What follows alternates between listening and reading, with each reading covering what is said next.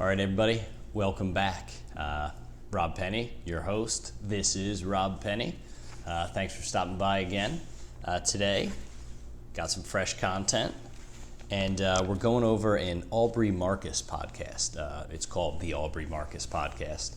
I'm not sure if you're familiar with him, but it's someone who I follow very closely. CEO, founder of On It, nutrition and fitness company.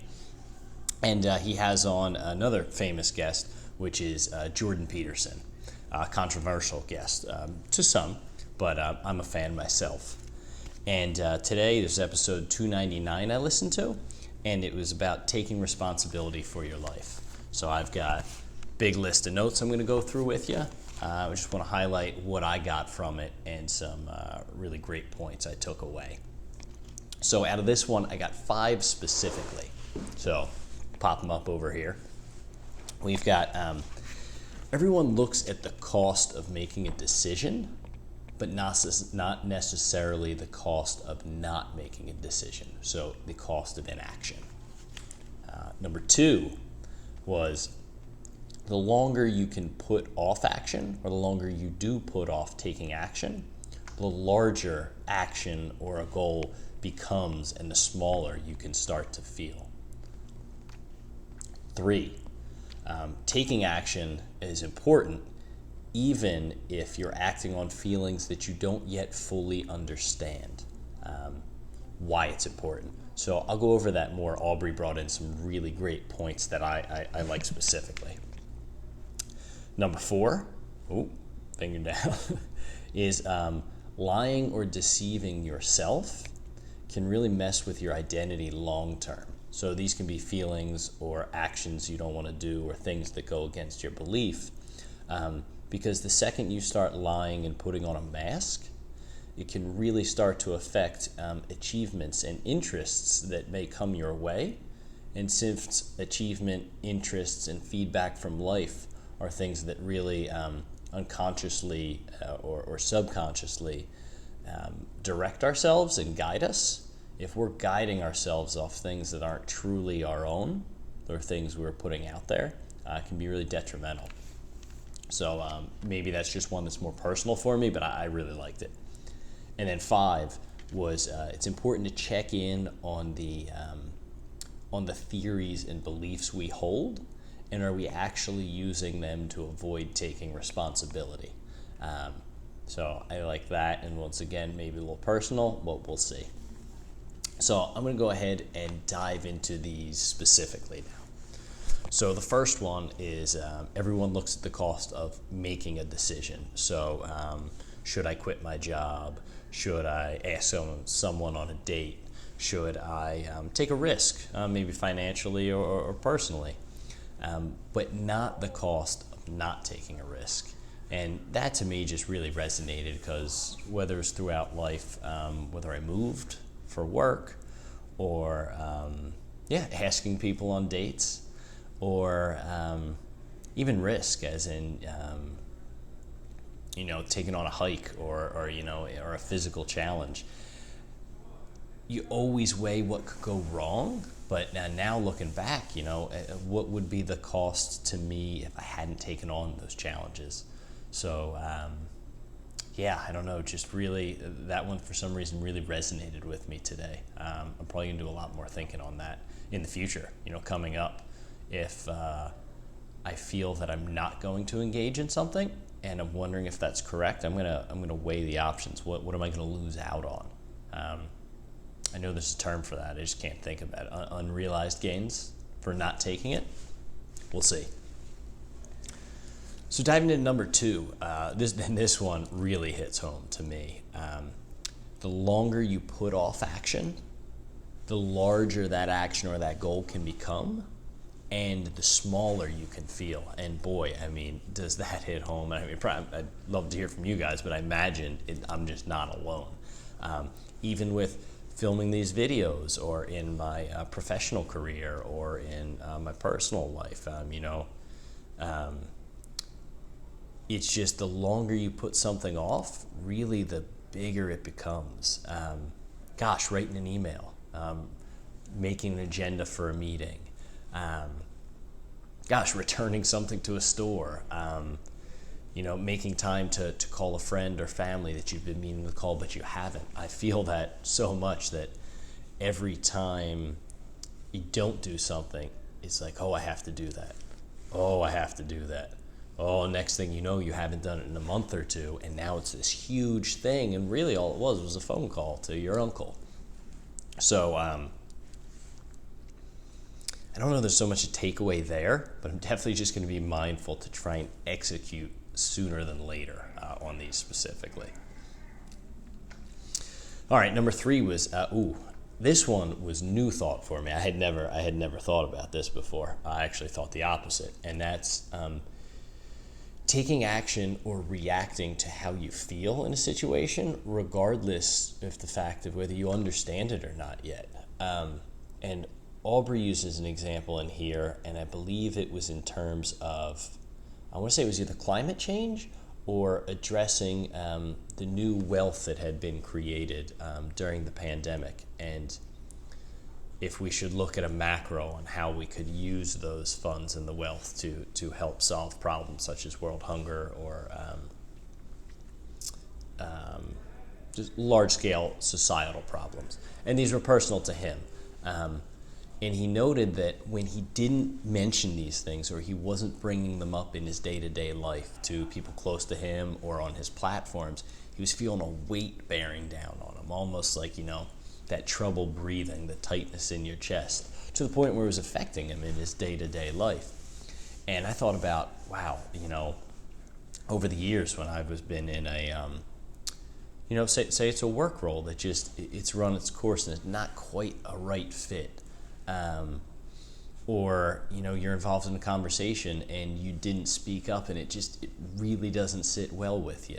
And it bothers you in a way that you feel, but in that moment you might not understand it. Currently, and really in the past, I've always taken time to try to address and identify the issue that's causing it for me before acting. And now I'm realizing that after hearing this point that, just acting on it, as long as you know it's not harmful to others or yourself, regardless of understanding why, is just a great way to kick off and jump in the deep end. And you can figure it out down the road on how it's more important to you or why it's more important to you, is what I meant. That's one we'll talk about what I'm taking back with me in a minute, but that's one I'm definitely taking away. Number 4 was an interesting one, and this one got a bit deeper. When you listen to the podcast itself, I think you might get it as well. Is that lying or deceiving yourself on a regular basis can really mess with your identity. So in a lot of the podcasts, Jordan talks about your personal interests and how they really affect you subconsciously. Like, we don't really know why you're interested in one thing and maybe not interested in another.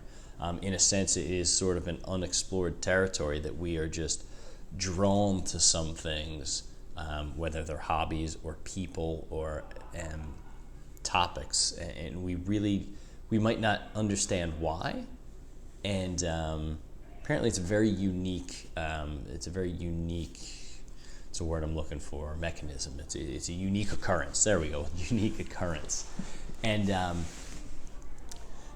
so back to the point, what he's touching on is that if you are lying to yourself or projecting someone that trying to be a person that you're not, going into work wearing a mask and acting away, really reacting towards societal and peer pressures, and what you're putting out isn't yourself, what you're going to get back is maybe achievements in areas, or you're going to get back interests because of what you'd been putting out, how you've been engaging with the world.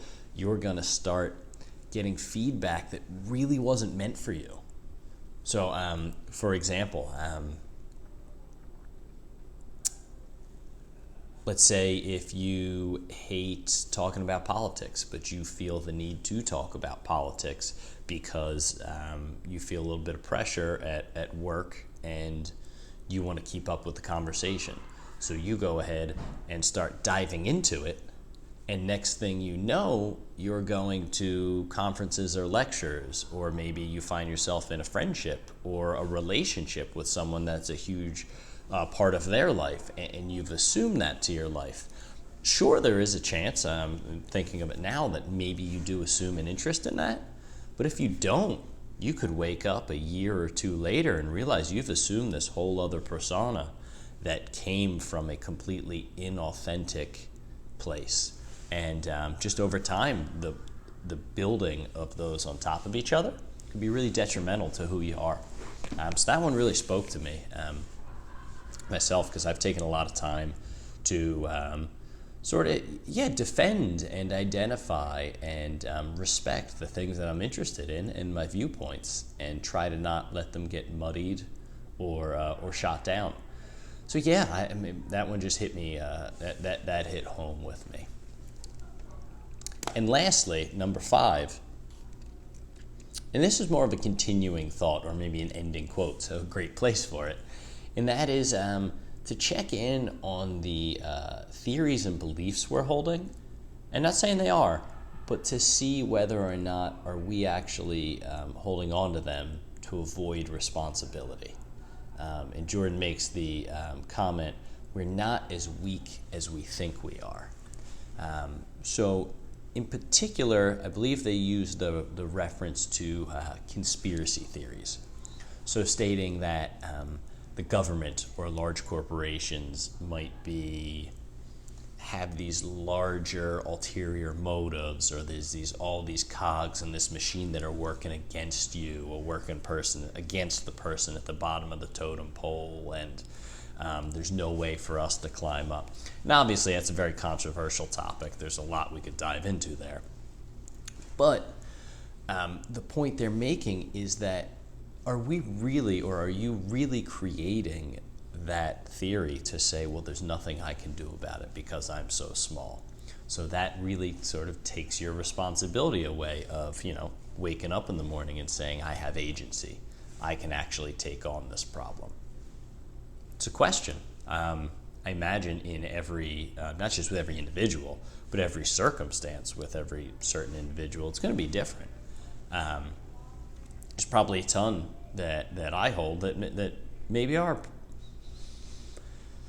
holding me back a little bit, but then there's some that are probably completely warranted. So that's one that is going to be perfect to walking into our final step, which is, what am I taking back out from this podcast into the world? And really, keep it short. The 2 that I really believe I'm going to highlight are working to put into action, the taking action quickly versus putting it off. Understanding that the longer I take, the larger whatever the goal or task is going to get, and the smaller I'm going to feel in my capacity or ability to achieve it. So that's one that I'm walking back. I'm going to write that on the whiteboard, and I'm going to try and take that every day into the world. And the second one, similar fashion, but it's just going to take a lot more thinking, is the taking action on the things that I feel deeply about, but maybe don't fully understand. I definitely have personally a track record of trying to process the thought first before reacting, and not saying I'm going to start acting rash out in the world, but as long as it's not harmful to others and myself, I'm really going to start voicing those things earlier, and see whether the reactions back, feedback from people in the world around me helps me formulate the why. Maybe I don't have to internalize this. Maybe I can ask for help. Great podcast. As always, the link is below. I've got the 5 points listed below, as well as what it is that I'm taking back out into the world with me. And I'm really interested when you guys get a chance to listen to this, because there's so many other topics they touch on in here. We've got Harry Potter, the whole theory of the snitch, and how it applies to life. There's some really interesting points. I'd be really interested to hear what you got from it. So please, if you enjoyed this, feel free to hit the subscribe button And if you're already a member, thanks for coming back. And I'll go ahead and talk to you shortly. By shortly, I mean later this week. All right. See you later, everyone.